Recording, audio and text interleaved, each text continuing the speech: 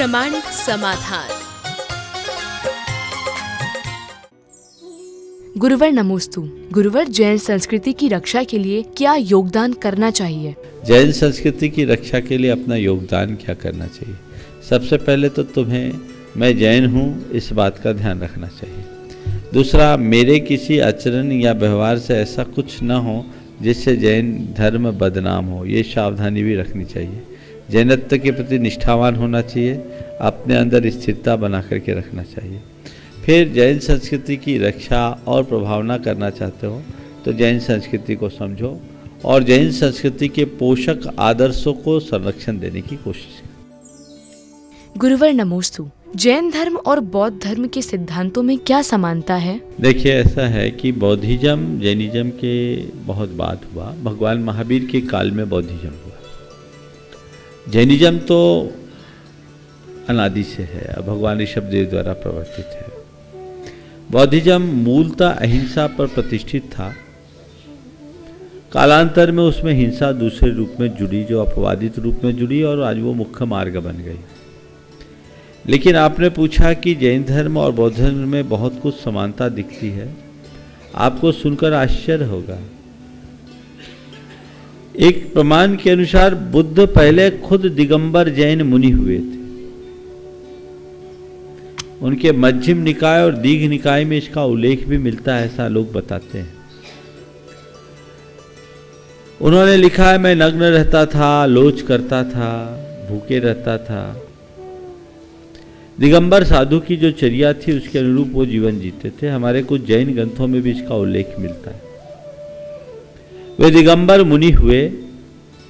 पार्श्वापत्तीय दिगंबर साधु थे, पार्श्वनाथ भगवान के मार्ग के अनुरूप चलने वाले। लेकिन उन्हें उस मार्ग में बहुत कठिनाई का अनुभव हुआ,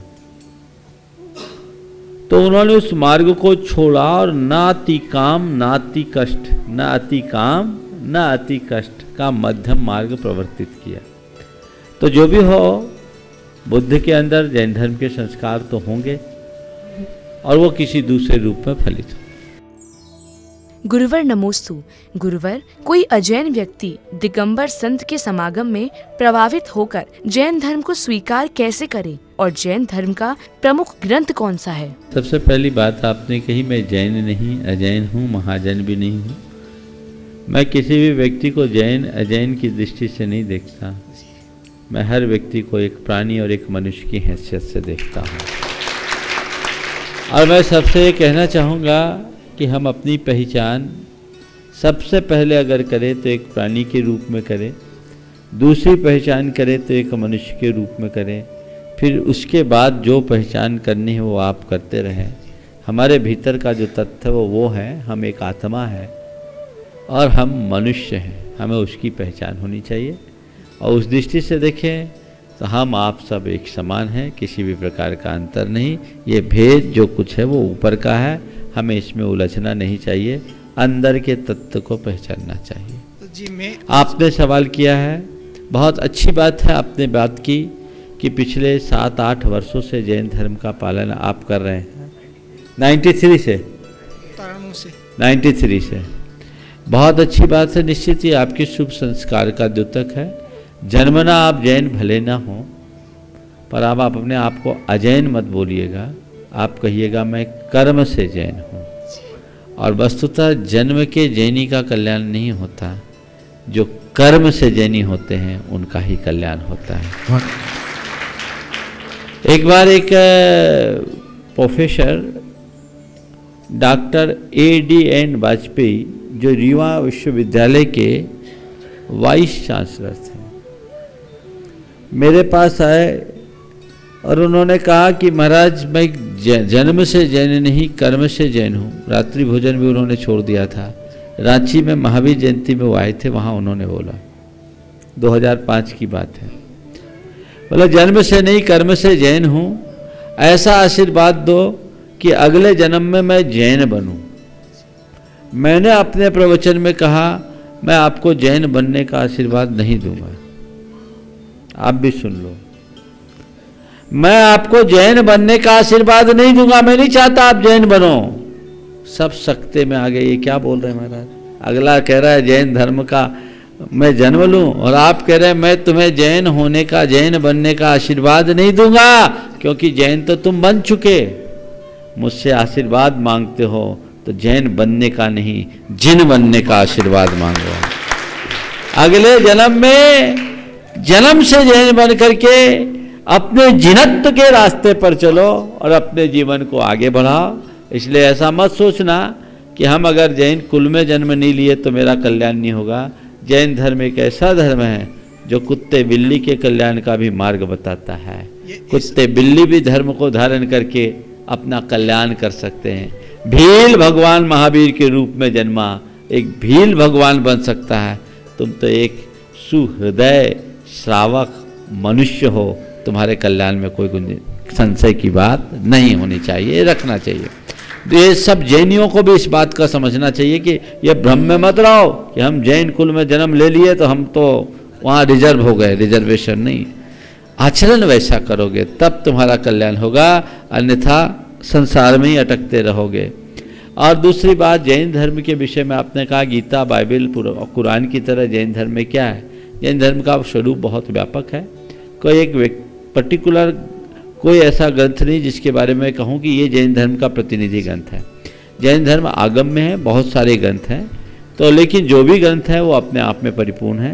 आप अगर जैन धर्म के बारे में जानना ही चाहते हैं तो बेसिक बातों को जानने के लिए आपकी आज की भाषा में आप समझें तो जिनेंद्र वर्णी का शांति पथ प्रदर्शन सबसे पहले पढ़ें। गुरुवर नमोस्तु, जैन बच्चों को चॉकलेट और मैगी क्यों नहीं खानी चाहिए? देखो, मैगी के बारे में तो तुम लोगों ने सुना। पहले मैगी में सूअर की चर्बी का अंश बताया गया, उसको बैन किया। अब सुनते उसे हटाया गया है और फिर से मैगी आ गई।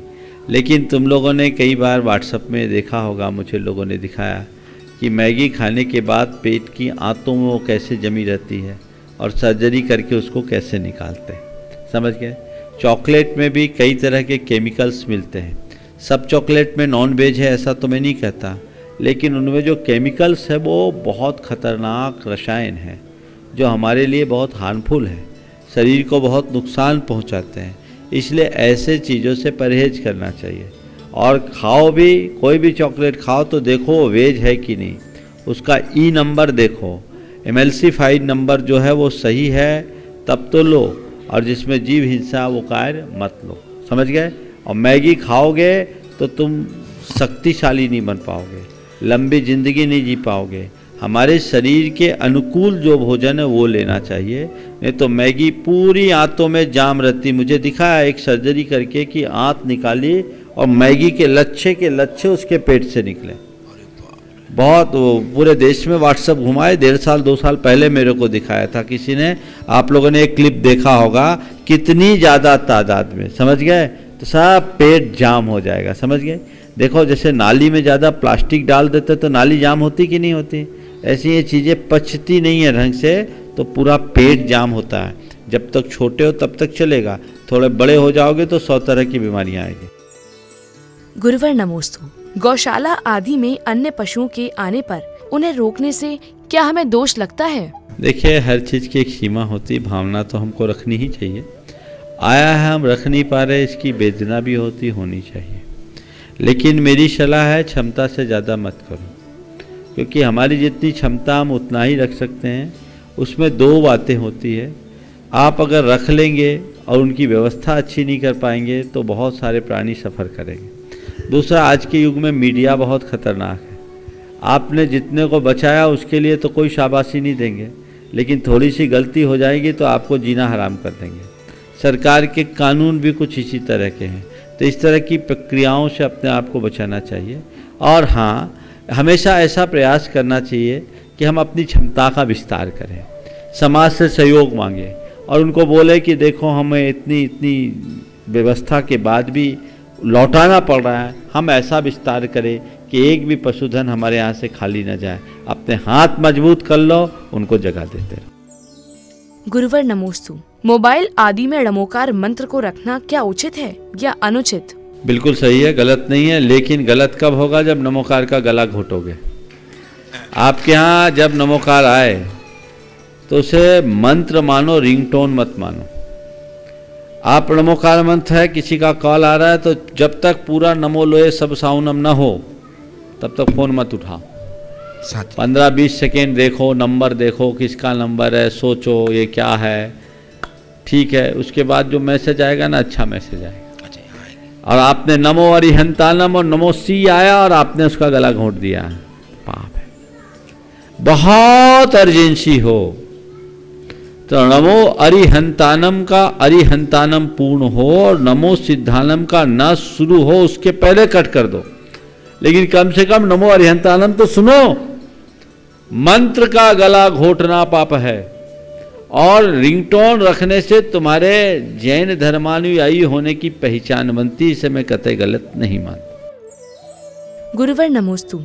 गुरुवर, इंसान लोमड़ी एवं शेर के साथ नहीं रहता, फिर भी इतना क्रूर और शातिर है।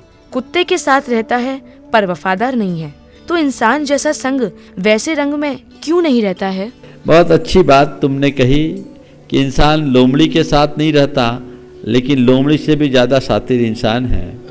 इंसान शेर के साथ नहीं रहता, पर शेर जैसी क्रूरता मनुष्य के भीतर दिखती है।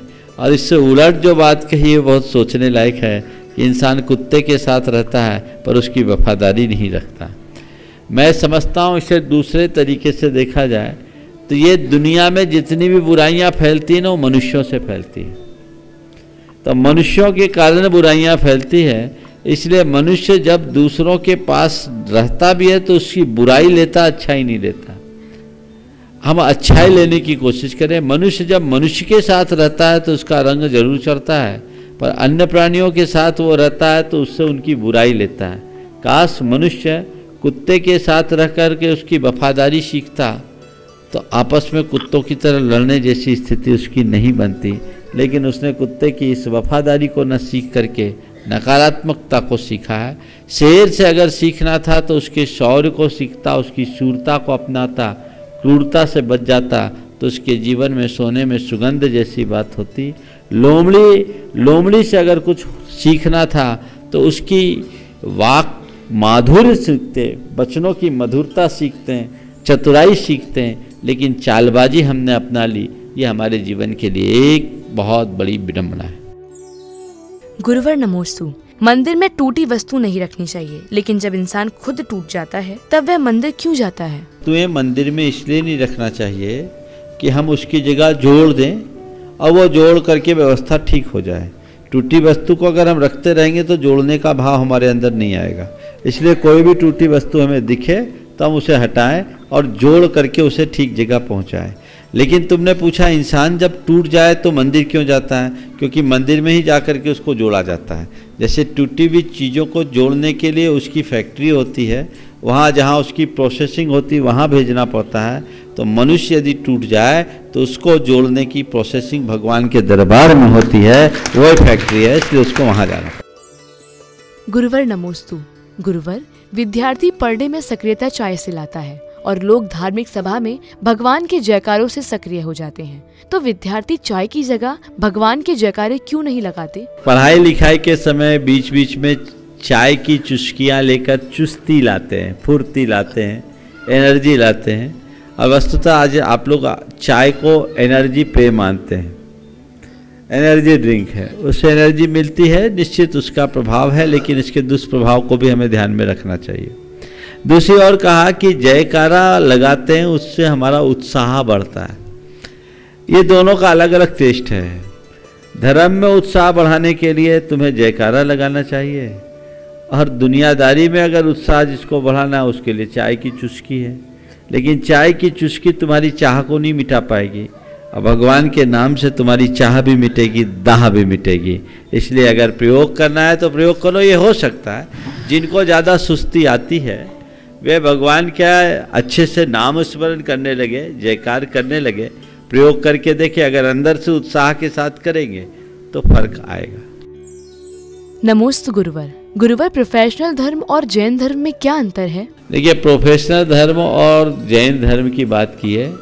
मेरे विचार से धर्म कभी प्रोफेशनल होता नहीं, और जो धर्म को प्रोफेशनल बना लेते हैं या प्रोफेशनल दृष्टि से धर्म का पालन करते हैं वो धर्मी कहलाते नहीं।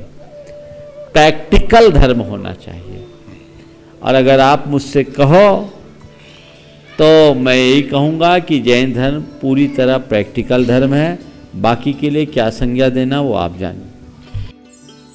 नमोस्तु गुरुवर। गुरुवर, मनुष्य के जीवन में मद और मान होता है। मद विवेक का गला घोट देता है और मान क्रोध को जागृत करता है, तो इनसे कैसे दूर रहना चाहिए? मद और मान को दोनों एक ही परिवार के सदस्य हैं। मद मान का बड़ा भाई है और मान और मद को जीतने का उपाय है जीवन की नश्वरता को जाने, विनम्रता को जीवन का आदर्श माने, संयोगों को अल्पकालिक माने, क्षणक्षयी माने, उन पर ज़्यादा विश्वास और भरोसा न करें। और इस रीति से अपने जीवन को आगे बढ़ाएंगे तो हमारे माद मन में कमी होगी।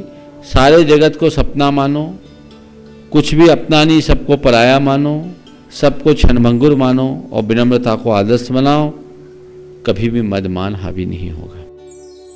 नमोस्तु गुरुवर। जीवन में काम करने के मौके बहुत आते हैं, लेकिन जब हमें काम नहीं करना होता है तो बहाना बनाकर हम मना कर देते हैं, तो इस प्रवृत्ति से कैसे बचें? काम नहीं करने की आलसी प्रवृत्ति से हम कैसे बचें? काम की उपयोगिता को हमेशा ध्यान रखें और किसी भी काम को कभी छोटा न मानें। जो व्यक्ति काम को छोटा मानते हैं वो आलसी होते हैं। जो व्यक्ति काम की उपयोगिता नहीं जानते वे आलसी होते हैं। हमें काम की उपयोगिता हमेशा जाननी चाहिए, रखनी चाहिए और कर्मठता को, अपने लगनशीलता को अपने जीवन का आदर्श बना करके चलना चाहिए। कोई भी काम छोटा नहीं है और हमें अपना काम खुद करने की प्रेरणा लेनी चाहिए। अगर इन बातों को ध्यान में रखेंगे तो हमारे अंदर आलस का भाव कभी प्रकट नहीं होगा। गुरुवर नमोस्तु। हमारी सही और गलत बातों को हमारी अंतरात्मा और ईश्वर ही जानता है, परंतु ये दिखाई नहीं देते हैं। तो हम ऐसा क्या उपाय करें जिससे हमें गलती का एहसास हो सके?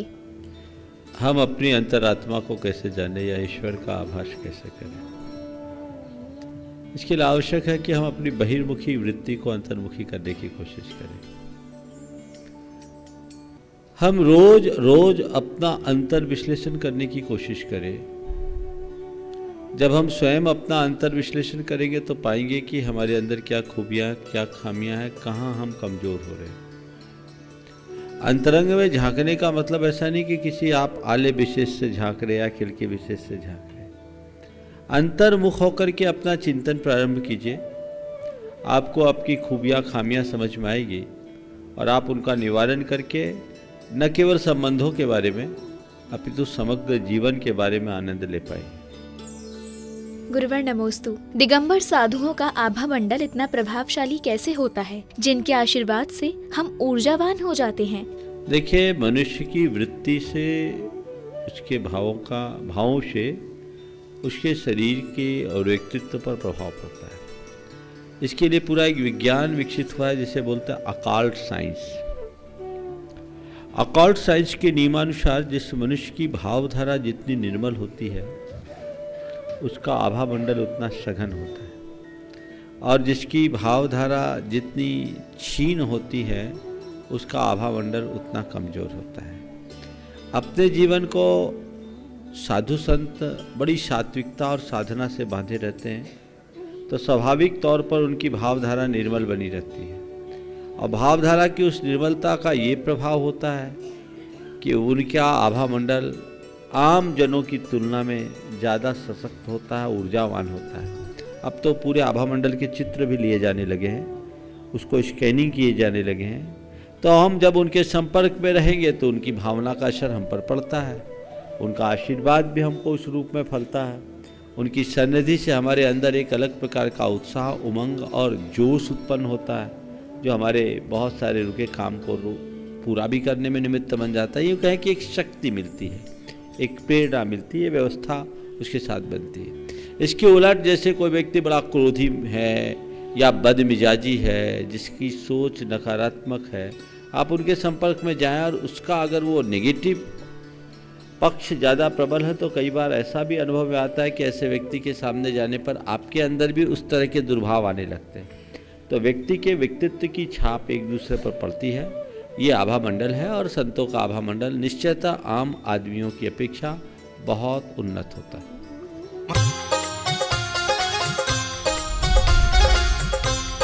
प्रामाणिक समाधान।